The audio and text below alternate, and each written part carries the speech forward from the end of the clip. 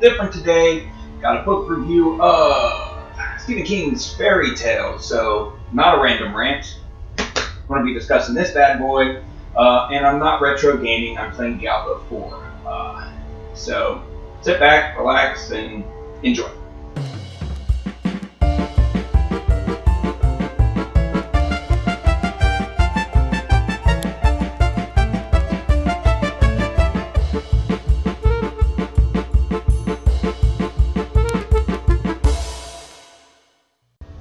Okay, here we go. Booting up some Diablo. So, as promised, talking about Fairy Tale by Stephen King, the newest book that I'm reading. This is a book review for a book I haven't finished reading. And I'd rather not give a book review on a book I have completed, because in my opinion, it's the journey, not the destination when it comes to reading a book. And Stephen King books are awesome for that. It's kind of a joke sometimes that he has a hard time sticking with landing, so that's up to you. So, Fairy Tale is a book with, basically it's about Charlie Reed, and if you're familiar with Stephen King, you know he refers to the people who read his books as constant readers, so I like to think that's a bit of a joke there. Charlie Reed's initials are CR, or constant reader. But anyway, his mother's died a few years back. His dad is a recovering alcoholic. He didn't cope very well, but he's coming to grips with it and dealing with his depression and no longer drinking. So he's going to the meetings, and Charlie is going into the senior year of high school when the book opens up. And if you know anything about tropes with Stephen King books, you know that he loves the old man befriending the younger man trope. If you've read Hearts in Atlantis, or Gunslinger, or Mr. Harrigan's Phone, there's a few other in there, but and to a lesser degree, Apt Pupil, although I guess that's kind of a disturbing version of it. Kid blackmailing a Nazi war criminal into telling him about his... Anyway, Charlie Reed befriends a man who lives in his town that has a dog that everyone's afraid of. He rescues the guy after he falls off the ladder. And I'm horrible with names, and his name's not coming to me, and I don't want to tell you too much about the character anyway, because like I said, I don't want spoilers.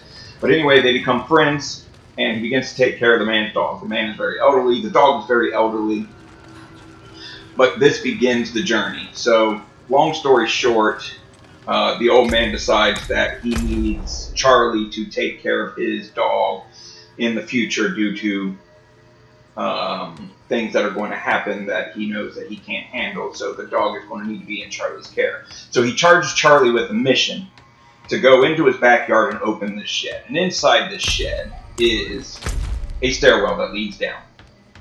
And it leads down into basically a storybook or fairy tale world. Charlie decides to go down in this fairy tale world and try to help. Let me get the old man's name for you. Mr. Bowditch. Mr. Bowditch is the neighbor, and Charlie is going to help his dog. And right off from the bat, you start to see mirrors of, or reflections of, different fairy tale characters.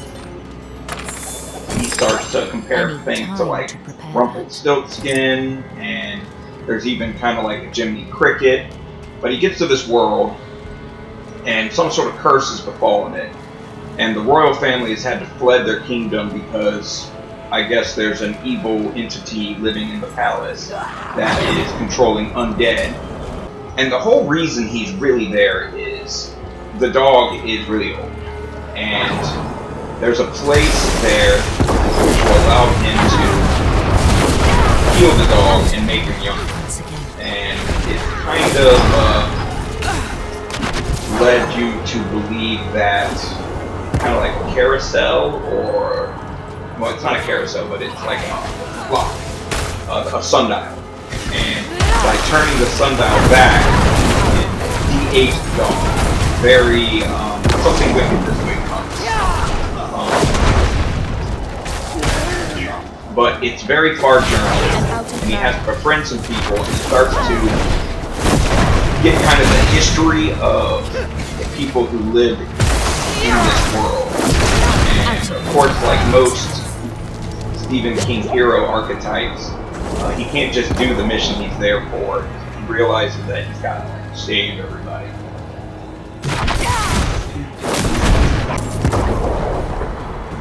So in the course of this trek, he befriends several people, and they all have like a see no evil, hear no evil, speak no evil kind of trope going on. Like one of them doesn't have a mouth, and one of them's ears don't work, and one of them's blind, and he's just like kind of starts to like fall in love or overly friendship these people because they all seem really nice and they want to help him, and they knew Mr. Bowditch, so they keep telling him like, give him the mission parameters that he needs to get into this castle, so he can get to the. Oh, that would have been nice earlier. So he can get into this like courtyard to heal the dog. So basically, that's like the first half of the book. Manages to get in there, and I'm trying to spoiler it, but he finds the area, and he ends up getting chased by these wraiths that have like an electrical field around them. And the dog gets away, and he ends up getting captured, and he gets thrown into a nightmare dungeon. That was the tie here. Nightmare dungeon. So basically, in the dungeon is a whole bunch of other people similar to him. Everybody he runs into has had like some sort of malfunction or malady or something going wrong with them. And the people in this dungeon all seem to be cold, is what they call it. So there's now a fairly large amount of people in this prison. They're all locked in, 2 to a cell, and they're being fed. And the captors take Charlie and talk to him and kind of find out who he is. They have this sense that he's more than he's supposed to be, but he doesn't give up any information. And they basically tell him that they're just waiting for one more, and then they're going to start these like gladiatorial games where everybody's going to fight. So he starts to realize that he has to hatch a plan. And there's a guy who comes in periodically to give him food and slop, and he at first, Charlie kind of thinks that he's with the villains, but he ends up giving him a message and lets him know that he wants to help him get out of it. So they get another captive that comes in, and this guy's a real piece of work. So with the addition of this other character, we realize that they have enough people to do these games. And that's kind of where the real stakes of the book come in, and the book starts to get kind of heart-wrenching, because even though all the captives of this dungeon are, they're not, you can tell they're not great people, they're kind of bitter and whatnot, but you kind of start to fall in love with them, because that's what he does. He makes these wonderful pictures, gives you these great characters, and his character analysis of people and making you see them is outstanding. And if the gladiatorial games go on as supposed to, I'm not ready yet. Half of them will die in the first night. So that's kind of where the stakes come in. And I don't want to go any further because that's about the halfway point of the book. Like I said, I'm near the end. I'm enjoying it. Very, very good book. One of the things that people often ask me as a Stephen King fan, I don't know if I've mentioned this before, but I collect Stephen King hardbacks and first editions, and I've very slowly been changing all my paperbacks over to either first edition or book editions, or as early as I can of a particular book. I have Stephen King's autograph, but sometimes my friends and people that I work with will come to me and be like, hey, I have a kid, what's a good book to start them out on, or if I want to get them into Stephen King. And I would say that this would be one of them. I normally suggest Eyes of the Dragon or The Girl Who Loves Tommy. there are some ideas or premises in this one that are a little darker. So, maybe like a 10 or 11-year-old could read this one safely. I started reading Stephen King when I was probably 8, so I'm not a good representation of that. But it really is a fairy tale. And it's the heroic journey. I'm not ready You yet. like the characters, and it's something that I think Stephen King often does a good job of teaching life lessons to people. While what's so horrific about his books isn't the monsters or the ghosts, it's the real people that are in the books. It's the parts of life, like dealing with the death of a loved one or addiction. He talks about addiction a lot, being a recovering addict and alcoholic. So, if you ever read Misery, basically a metaphor for coke and drugs and coming off of them, and the pilings are, addiction and withdrawals, and I just really like how he handles like real life events like that as a recovering alcoholic myself. Kind of buy into that particular. I think it's important that people understand what people are dealing with. And he paints a really good picture, and the ups and downs, trials and tribulations, and how to get through it. I'm not ready yet. There's other real life tropes in there, like grief and death. Like Pet Cemetery is a good example of Stephen King talking about grief. And it's scary as all get out because, parents having to deal with grief and Pet Cemetery, the death of a child, and where Lindsay would go to have them back. A lot of people say that's scary, but right off the bat, Charlie dealing with the death of his mother, and his dad dealing with the death of his wife.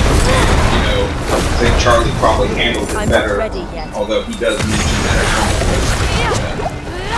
he did some bad things, and he feels guilty about it now, but at the time. And he enjoyed it, so people deal with different. What the heck is this guy? They deal with different tragedies in their own way, so I definitely suggest reading this particular I'm book. not ready.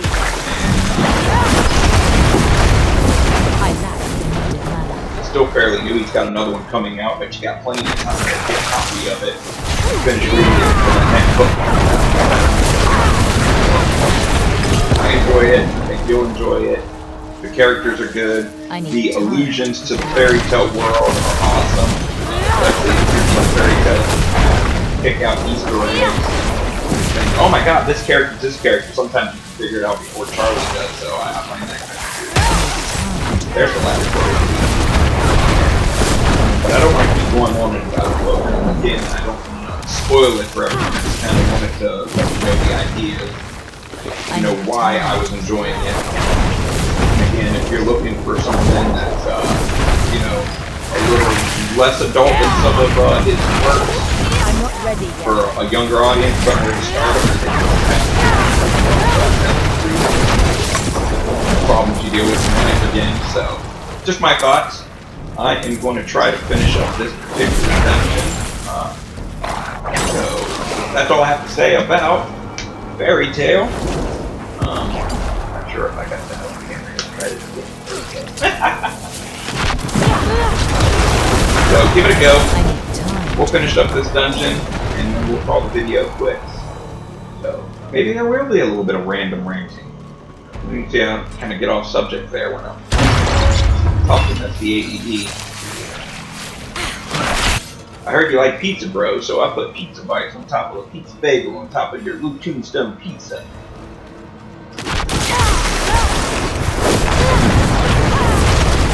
I'm not ready yet. I'm not ready yet. Oh! That guy took me out. That's what I get for messing around. Yeah, you're dead, sorry. But I still get a chest. Those soul survivors are really annoying.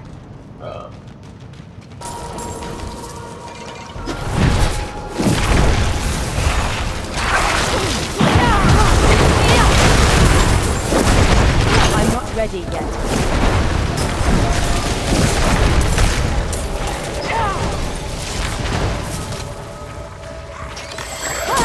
I need time to prepare that. I don't know what I did to cause extra bad guys to show up. Last time I did a Nightmare Dungeon, it didn't take quite this long to finish. I thought ah! Brown beat me. Sometimes Brownie gets so excited she just rolls right on here.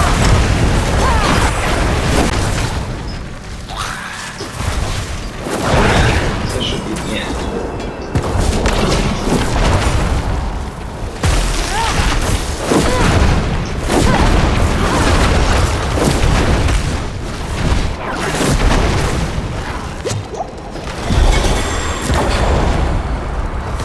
Alright, we got a staff and a wand. So yeah, that was my Nightmare Dungeon and my review of Fairy Tail again. Give it a go. Hopefully the end's good. Hopefully he sticks the ending in this one. Again, good overall book. If you haven't played Diablo 4, give it a go. Brownie, goodbye to everyone.